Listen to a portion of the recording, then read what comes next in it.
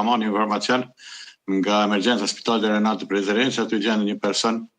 i lënduar që dyshohet se ka marrë lëndime pasi që ka rënë nga një lartësi derisa ka qenë duke punuar në ndërtim në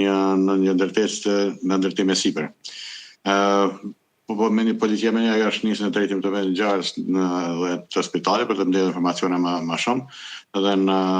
nga emergjenca spitali ka kuptuar se viktima është një 34 vjeçar, mashkull, nga fshati Ceravek i komunës së Klinës, njëjti për shkak të lëndimeve të rënda, fillimisht dërguar në spitalin e Renat Prezeren, pastaj është transportuar në QKK në Prishtinë.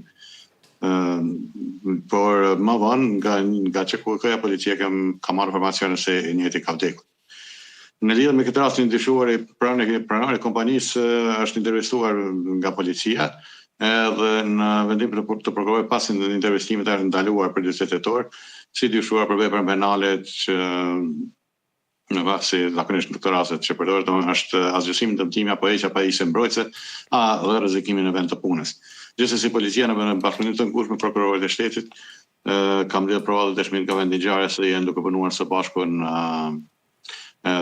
zbarrjen e këtij rasti sa më shumë që është e mundur dhe pastaj të vazhdojmë me temën. E qartë, Bytyqi që faleminderit shumë që gjete kohë ti trajtosh të ti informosh publikun për këtë ngjarje.